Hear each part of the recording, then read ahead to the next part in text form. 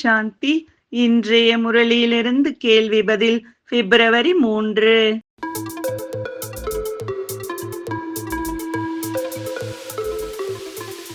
எது இல்லாமல் சிவத்தந்தை எந்த காரியமும் செய்ய முடியாது.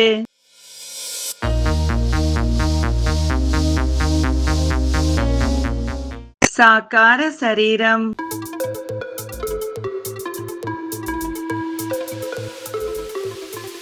யோக பலத்தின் மூலம் சதோ பிரதானமாகவும் உலகின் எஜமானனாகவும் குழந்தைகள் எப்போது ஆக முடியும்?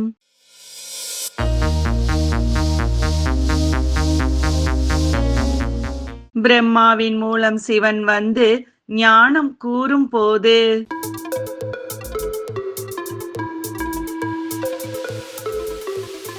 சத்கதி வழங்கும் வள்ளல் என ஈஸ்வரனுக்கு ஏன் கூறப்படுகிறது?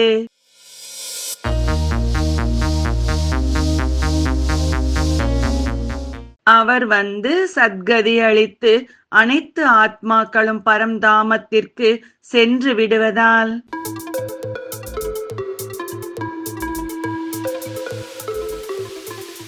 எதை யுக்தியுடன் புரிய வைக்க வேண்டும்?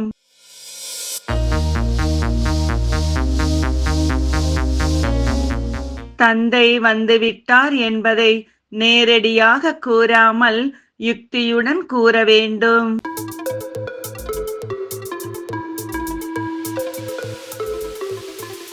எப்போது இந்த நாடகத்தின் விஷயங்கள் புத்தியில் பதியும்?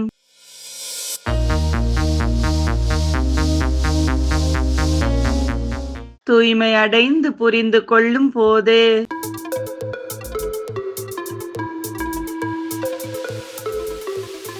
கல்பத்தை சுற்றி வருகின்றோம், ஆனால் அதில் உள்ள வேறுபாடு என்ன?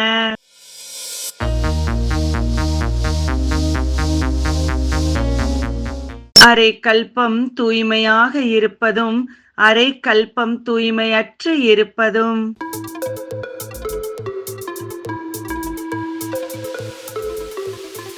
நினைவின் யாத்திரையின்றி நன்மை ஏற்பட முடியாது.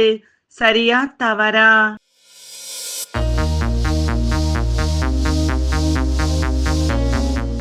சரி.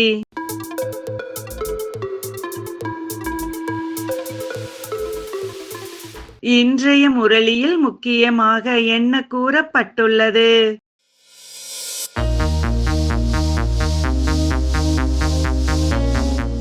கடைசியில் தீவிர முயற்சி செய்து விடலாம் என்ற சிந்தனை இன்னும் கீழே விழ வைத்து விடும். நன்றி. ஓம் சாந்தி.